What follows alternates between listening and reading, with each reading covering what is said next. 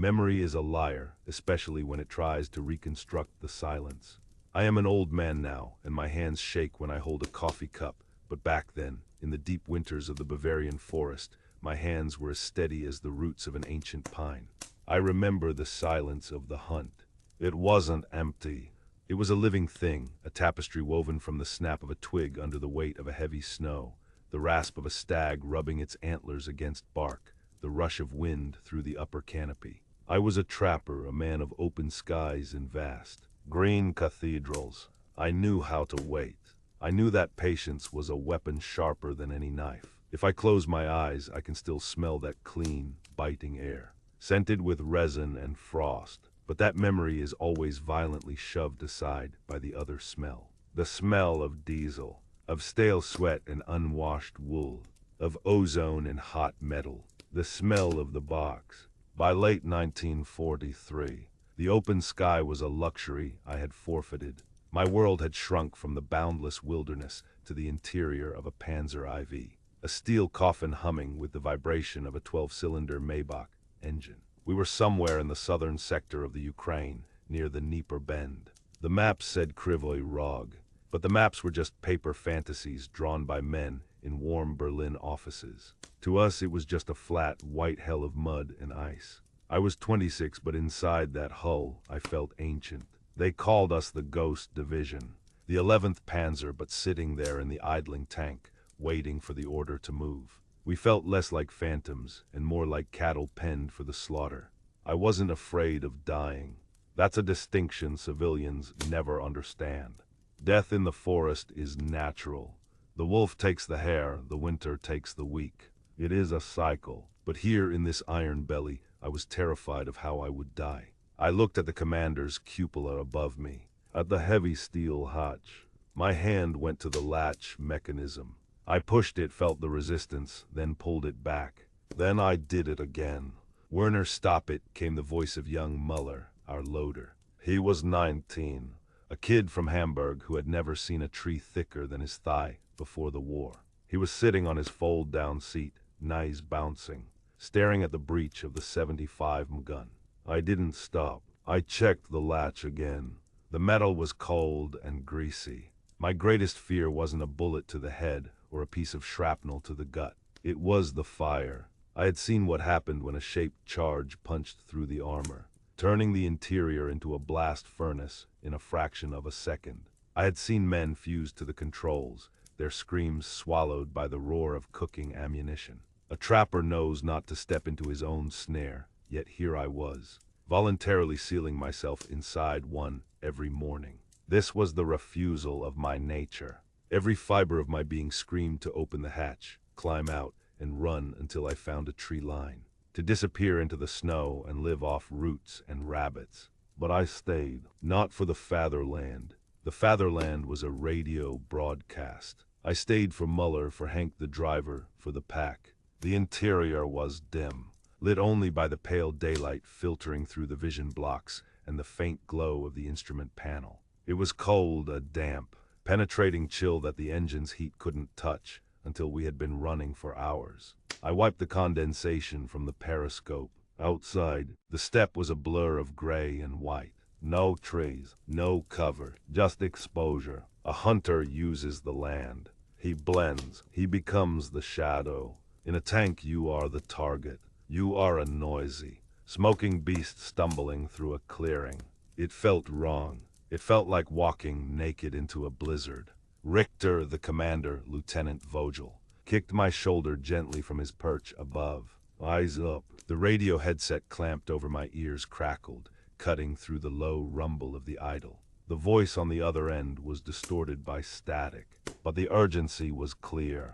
It wasn't the calm, rhythmic cadence of a drill. It was the hurried, clipped tone of a man watching a dam break. Massive armored thrust detected. Sector 4, hold the line. The order washed over me, heavy and suffocating. The waiting was over. The anxious boredom, the worst part of the war, was instantly replaced by a sick, heavy stone in the stomach. Hank revved the engine. The beast woke up. The vibration intensified, rattling my teeth, shaking the dust from the weld seams. I took one last breath of the stagnant air, checking the hatch latch one more time. Just to be sure. Driver advance, Vogel ordered.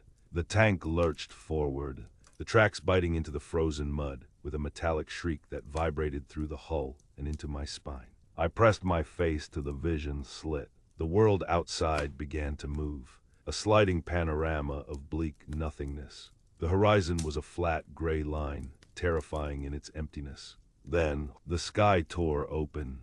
It wasn't a sound I heard so much as a pressure wave that slammed against the side of the tank. The earth to our right erupted, a geyser of black soil and snow spraying against the vision blocks. The first artillery shell had landed. The hunt had begun, and we were the prey. Look away. If you look at him, you join him.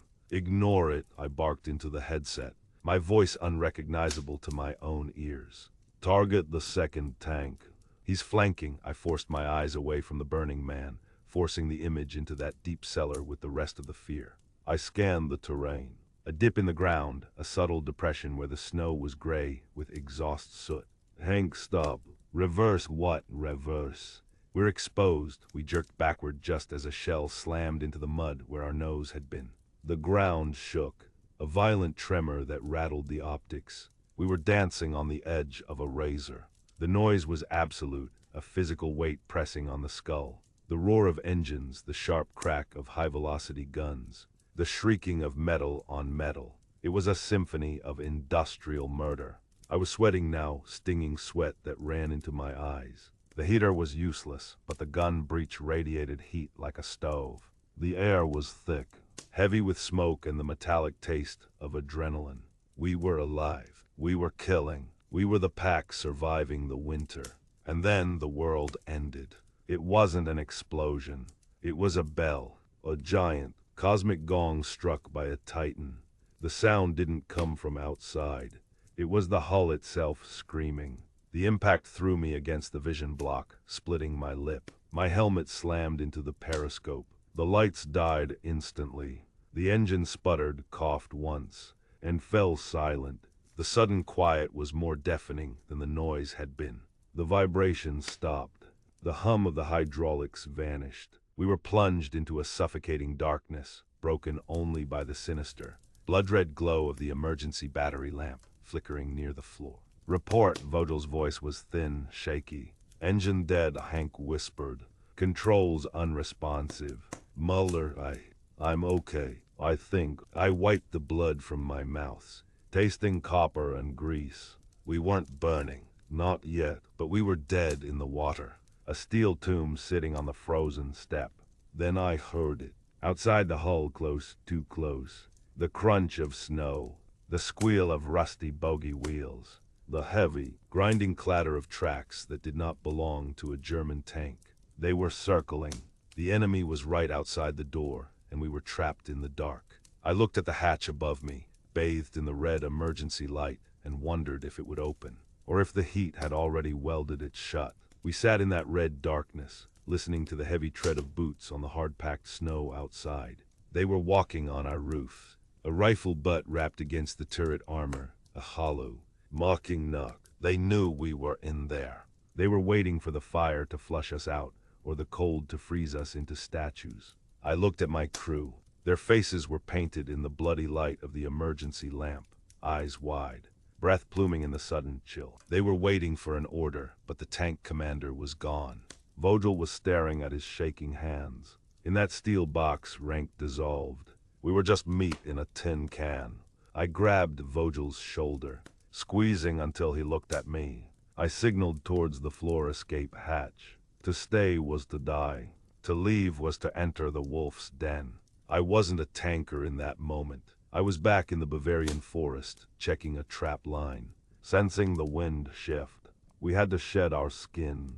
We stripped off our heavy decorations, anything that would clink or catch light. I smashed the radio crystals with the butt of my pistol, a dull, sickening crunch. We disabled the breech block of the main gun. We left the beast gut-shot and blind.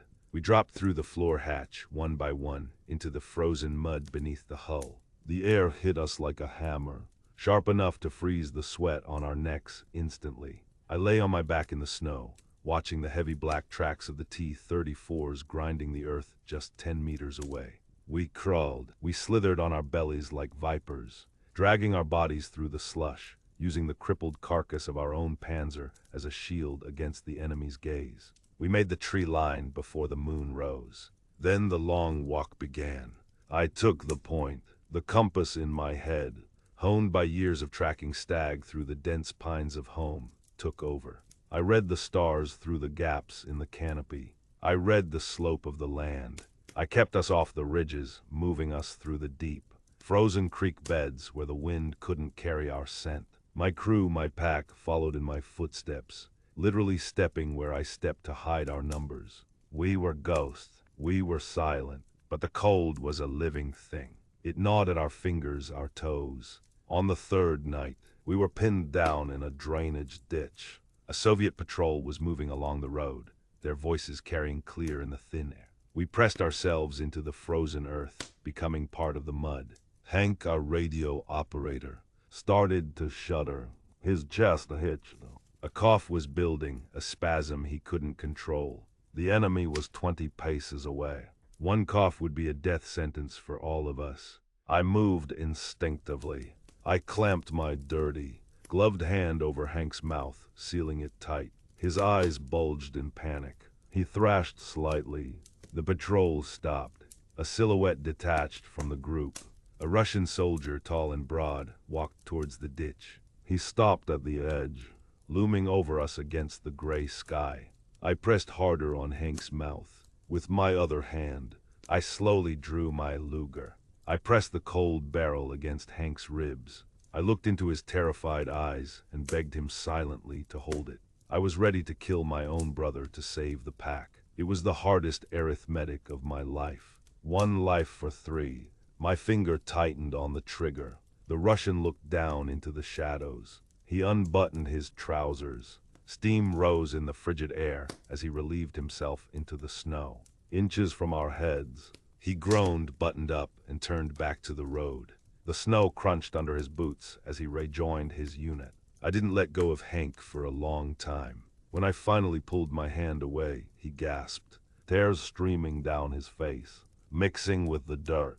I holstered the gun. We didn't speak. There was nothing to say. We had both seen the bottom of the well. The next 2 days were a blur of gray agony. We ate bark and snow. We hallucinated warmth. But I kept us moving.